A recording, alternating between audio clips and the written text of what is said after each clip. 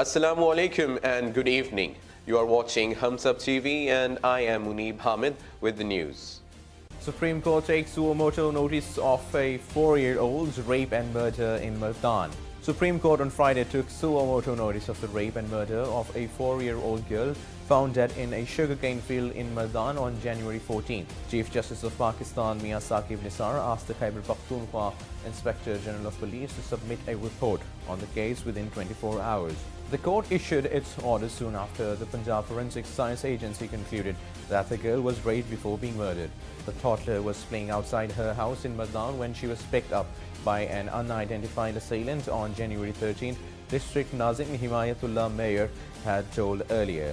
A day later, she was found dead in a sugarcane field near her house. Local authorities and doctors had expressed suspicion that the toddler was assaulted before she was strangled to death. Director General PFSA Dr. Muhammad Ashraf Tahir said that the lab had carried out tests on samples of DNA taken from the crime scene and confirmed that the minor girl had been raped.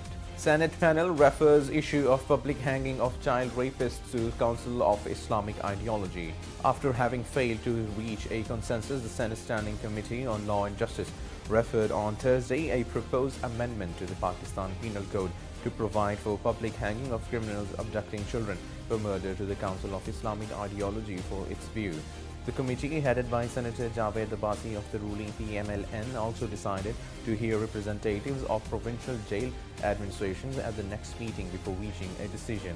Former Interior Minister Senator Rahman Malik of the People's Party had proposed the amendment to Section 364A of the PPC, saying that the small amendment would send a strong message and help prevent to a large extent Zainab-like incidents in the country. He also said that this was the pressuring demand of the people of Pakistan. The idea was opposed by some members of the committee who said the amendment would not be appropriate as objections were already being raised over the death penalty in Pakistan. Senate Chairman Raza Rabbani had referred the proposed bill to the House Committee on Law and directed the committees on Interior and Human Rights to give their input on the matter. United Nations Sanctions Monitoring Team briefed on anti-terror measures. United Nations Security Council Sanctions Monitoring Team on Thursday started its 2-day trip to Pakistan for an assessment of the country's compliance with the world body's sanctions regime. The monitoring team of the United Nations Security Council 1267 Sanctions Committee dealing with the Taliban, Al-Qaeda and Daesh is in Pakistan for a 2-day visit. Foreign Office spokesman Dr. Muhammad Faisal told journalists at the weekly media briefing. The spokesman said that the visiting team was being briefed about the steps being taken by Pakistan in compliance with the UN sanctions. Moreover, the delegation was apprised of Pakistan's perspective on terrorist threat in the region. The team would submit its visit report to the Sanctions Committee. Dr. Faisal explained that besides assessing the compliance status of the country being visited by them, the monitoring body also apprised the member states about evolving nature of terror threats and advised them on dealing with it. It is believed that about 25 organizations and some 36 people on 1,267 sanction lists operate from Pakistan, but the focus has been on Hafiz Saeed and the organizations associated with him.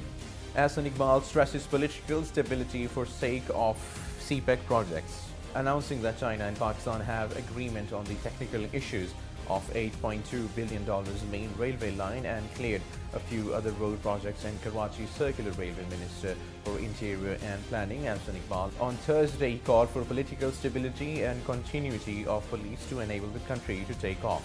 I request all political forces, powerful quarters and movers and shakers of the system to concentrate jointly on the economic development of the country, Mr. Iqbal told journalists after 52nd review meeting of the China-Pakistan Economic Corridor in follow-up to the recent conclusions of the joint working group meetings in Beijing.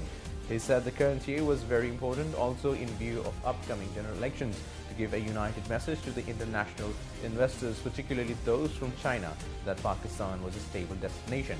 But we would be destroying the future of our generations if we created an environment of uncertainty, because such opportunities become available in centuries.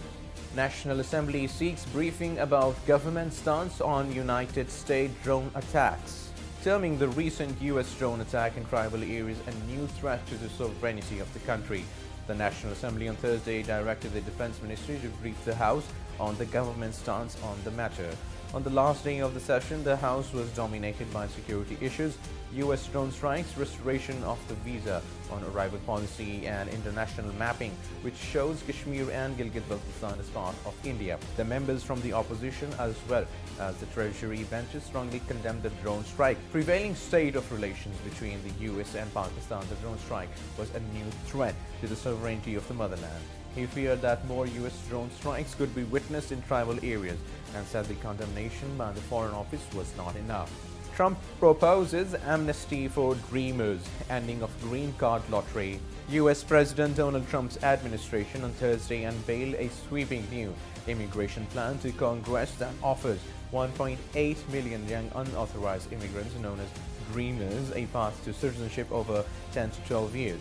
In a comprehensive reform that will be formally presented next week, Trump has also asked Congress to eliminate the popular green card lottery program and severely restrict family immigration, steps analysts say could cut in half the more than 1 million foreign-born people moving to the country annually. He has also demanded Congress budget $25 billion for a trust fund for constructing a wall on the U.S.-Mexico border, a major plank of Trump's White House campaign.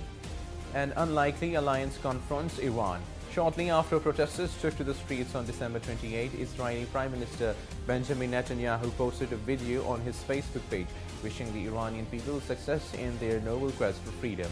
In Saudi Arabia, meanwhile, state-run media hailed the protesting Iranians with such joyful hysteria that Saudis could be forgiven for believing that the government in Tehran was on the verge of collapse. Israel and Saudi Arabia have no formal diplomatic ties and decades of enmity behind them. However, their mutual pleasure over the grassroots demonstrations in Iran is the latest manifestation of a growing convergence of political interests between the two Middle Eastern countries against their shared regional nemesis. Trump threatens to stop aid to Palestinians if they do not pursue peace. U.S. President Donald Trump threatened on Thursday to withhold aid to the Palestinians if they did not pursue peace with Israel, saying they had snubbed the United States by not meeting Vice President Mike Pence during a recent visit. Trump, speaking after a meeting with Israeli Prime Minister Benjamin Netanyahu at the World Economic Forum in Davos, Switzerland, said he aimed for peace in the Middle East.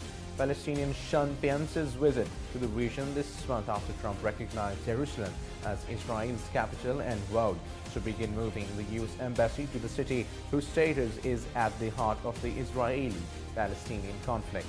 Huge hospital blaze kills 41 in South Korea. A huge fire tore through a South Korean hospital on Friday, killing at least 41 people, reports said. In the country's worst blaze for over a decade, more than 80 others were hurt in the blaze, which comes just weeks before thousands of athletes and foreign visitors are expected in the country for the Winter Olympics. Interpol hands over ex-minister wanted for corruption to Iraq. Interpol on Thursday handed over to Iraq a former minister arrested in Beirut over a conviction for corruption in a first such collaboration with the international police body, a government source said. Former Trade Minister Abdel Fattah al-Sudani has landed in Baghdad after having been handed over by Interpol, the sources said. It's the first time that Interpol responds to a government request at that level. Sudani, who is now aged 70 and also holds citizenship of Britain where he studied, served as Trade Minister from 2006 to 2009 following the 2003 US-led invasion which toppled dictator Saddam Hussein. And now the sports news. First Grand Slam top ranking at stake in Halep-Wozniacki final. For the second time in the tournament, Simona Halep faced match points and knew one mistake would mean an exit from the Australian Open and the likely loss of her world #1 ranking. For the second time in just over a week, she attacked rather than take the safe approach. The 26-year-old Romanian saved 2 match points and needed 4 of her own against 2016 champion Angelique Kerber before winning 6-3, 4-6, 9-7 in the semi-finals. And now the weather forecast for the next 24 hours. Mainly cold and dry weather is expected in most parts of the country. However, very cold weather conditions are likely to prevail in northern areas, Malakand and Quetta divisions. Dense fog is likely to prevail over plain areas of Punjab and Upper Sindh during night and morning hours. That's all for now. For more news and updates, keep watching HumSub.TV. Take care.